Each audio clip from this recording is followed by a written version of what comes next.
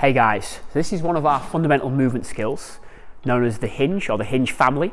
So there's a variety of exercises within it, but before we go into them exercises, we just want to go through the principles.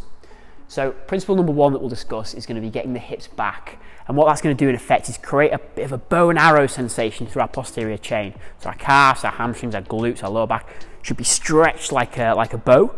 And then when we shoot, when we stand up in the movement, it effectively acts as like an arrow. Okay, so the first is getting our hips back so we feel that bow and arrow sensation. The second principle is going to be ensuring that we brace. Now the way we brace typically in a deadlift or a hinge is to create intra-abdominal pressure. So we actually push out the stomach, so we push out the obliques to create intra-abdominal pressure. This is something that you may have worked on before when you do things like loaded carries or some core movements that you'll do, side planks as well, you'll have an element of this as well. But what we're going to bring more attention to for the brace here in principle 2 is to actually focus on pulling the arms towards the body. Okay, so when we're doing our hinge movement, whether it's a kettlebell swing or a deadlift, we want to think about pulling them arms towards the body. What it's going to do is engage them lats, which are massive muscles that run all the way down to the lower back, so they're going to stabilize our spine really, really nicely. Okay. The third principle is going to be ensuring that we stand tall. And what this implies is that we perform what's called a front plank. So at the top of the movement, we stand tall, we lock in place, everything's nice and engaged. Whether it's a kettlebell swing or whether it's top of a deadlift, we're not trying to extend our back, we're not hunched forwards, we're standing nice and tall like we're being pulled to the ceiling, and that's our finish position, okay, with good tension there. So what will happen is you go from hips back, so you start the position, you then brace, you then between the brace and the stand tall, we work on pushing the floor away to finish in that standing tall position. And that's how these three principles go together. Start with hips back, then into the brace, and then we finish by pushing the floor away into that tall position. Okay, they're the three principles we want to focus on. Finally, some little extras that I think are worth mentioning before we get into the movements. First of all, having respect for the weight. When you look at that kettlebell, when you look at that barbell, you look at it with respect. You don't just pick it up with one arm, even if it's light. You really look at it, you set yourself up, you brace yourself, get yourself in a good position, and then you start working with it. If you respect the weight will respect you. Finally, patient practice. It takes time to get a perfect hinge, just like a perfect handstand or a perfect whatever else it is, movement you're working towards. So please be patient with your practice. Don't rush into going real heavy or into real complex movement patterns. Take your time and really work on perfecting the variation that you're on. Awesome guys, let's get into these exercises. So the first variation of our hinge we're going to show you is going to be the hip thrust. We feel this is quite a nice place to start for you learning your hinge movement. So what Ollie's going to do is going to get himself onto a nice bench or sofa, and from there he's going to prop his shoulder blades up on the bench.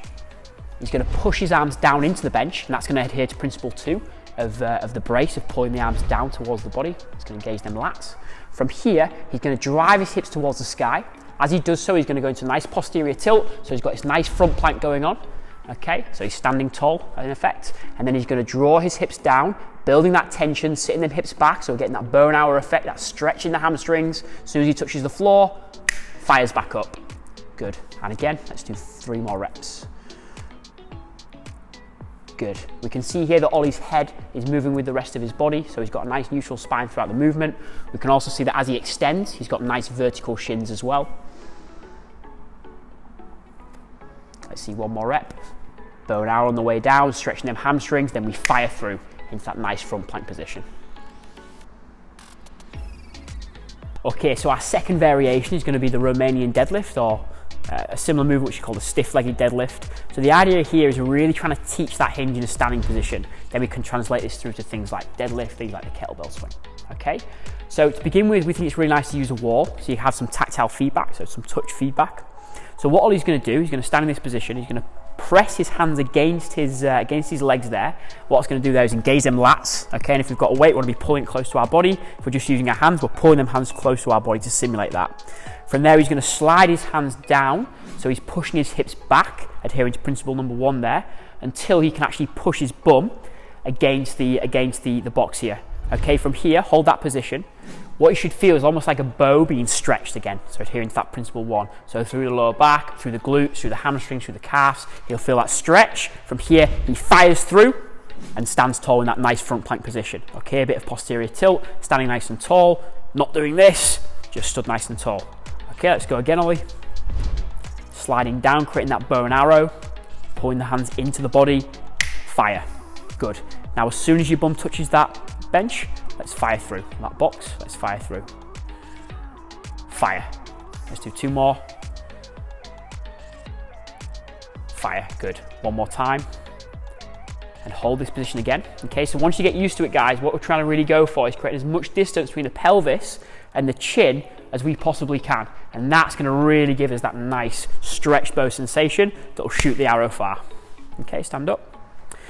What you can do once you've mastered that is you can grab yourself a kettlebell or a dumbbell or some sort of weight. Okay, so if all of you pick the kettlebell up. Now, Ollie's 6'2", 6'3", so if you stand up. So I'm not gonna try and make him go to the floor. He's very tall, he's got long legs. It's probably not the best idea to make him go to the floor because he's gonna have to compromise in the spine and that will lose his bow, okay? So what I'm gonna get him to do is just come down to about the ankles, okay? So if you go for the same movement there, pulling the weight close to the body, and then fire through, good. Pulling the weight close to the body, fire through. Pull the weight close to the body, hinge, hips back, fire through. 1 more time. Fire through, good, okay? So you can see there that he's making sure he's getting them hips back, touching the wall, and then you can see that he's also pulling his hands close to the body, engaging his lats, and finally you can see his adherence principle 3, that he's standing nice and tall, okay? That's the second variation, guys. Finally, we'll move on to our deadlift. Okay guys, the final and the most complex of the 3 exercises that we'll show today in the Hinge family is going to be our deadlift. Now, as I mentioned before, Ollie is 6'2", so we're going to do rack pulls, so we're going to put these plates underneath the bar and get them lifting from here. It's really not worth a guy or a girl who's, you know, over 6 foot, if they don't feel comfortable pulling from the floor, it's not worth just trying to pull from the floor for the sake of it. You might as well just stick it on some plates and pull from there. That way it's not going to compromise the back. You know, deadlifts were not designed for people who are over 6 foot really. So don't feel like it's you know, a bad thing in pulling off the racks. It's fine. Okay, so what he's going to do is he's going to apply the 3 principles. So he's going to start by sitting his hips back to get into position, and he'll feel that bow and arrow tension. From there he's going to brace. He's going to brace by pulling that bar close into the body, and from there he's going to push the floor away into his front plank. So he's going to stand tall into his front plank. Okay, let's go again. Hips go back, pull the bar close to the body, push the floor away, stand tall. And again, hips go back, pull the bar close to the body, push the floor away, stand tall. 2 more. 1 more, hips go back, pull the bar to the body, push the floor away, and stand tall. Okay guys, so we can see there very clearly that his hips are going back. He's creating that bow and arrow sensation through there.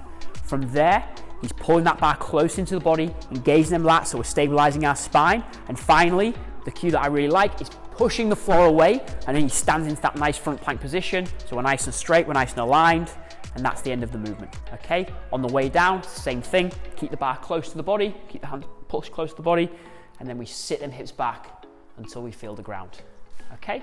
That's your conventional deadlift. And just before I leave you guys, I want to give a big thanks to Dan John. Really a lot of the inspiration for the cues that I've given you here and the movements and the way we break up these sort of things has come from him. So I'd just like to say thank you, Dan John. The cues and the way in which you break up exercises is amazing. So really this video is very much modeled on his philosophy. Thank you guys and enjoy.